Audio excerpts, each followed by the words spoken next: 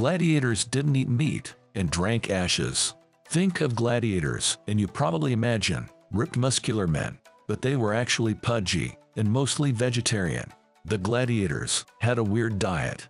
They ate tons of carbs and barely any meat. It wasn't because they were poor or slaves. It was on purpose. Their diet focused on performance. They needed energy for training and fights. They ate mostly barley and beans. People called them barley eaters. About 70 to 80% of their diet was starch.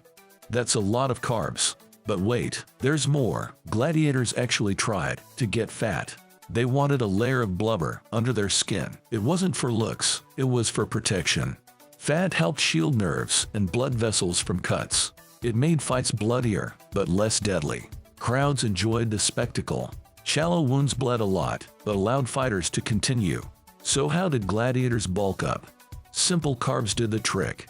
Barley pudding, bean soup, and fruit were on the menu. They were easy to make, and cheap too. But what about protein? Gladiators got it from plants. Beans were their go-to source. They built muscle without meat. Now for the really weird part. Gladiators drank ashes.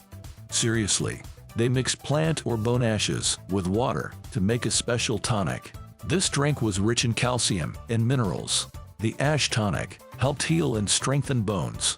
Their bones had way more calcium than average Romans. This helped them recover from injuries. Archaeologists discovered this diet by studying ancient bones. They used isotope analysis to determine what gladiators ate. Their diet was carefully planned. It provided energy and protection.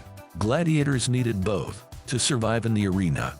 The night before fights, gladiators had a feast. This was their chance for fancier food. Meat might have been on the menu, but many were too stressed to enjoy it. Despite their simple diet, gladiators were healthy. They received good medical care. Top doctors like Galen treated them. Galen worked at a gladiator school in Pergamon. This job taught him a lot about the human body. Gladiators often got injured. Galen treated their wounds. He saw how muscles and bones worked up close. Cuts, broken bones, and internal damage were common. Galen figured out how to treat them effectively. He later became the personal doctor of Emperor Marcus Aurelius. Gladiator schools were like prisons with good facilities. They were called ludus in Latin. They were found across the Roman Empire. These schools trained and housed gladiators. The schools were like fortresses. They had high walls and few exits. Gladiators couldn't leave without permission. Inside, the schools had training areas. Schools had different rooms for different purposes. There were sleeping quarters, dining halls, and infirmaries. Some had heated floors for winter training. Experienced trainers taught gladiators. They learned various fighting styles. The largest school was the Ludus Magnus in Rome. It was connected to the Colosseum by underground tunnels. Gladiators could move directly from school to the arena. Schools also had their own arenas. These were for practice fights and private shows. Rich Romans sometimes watched these events.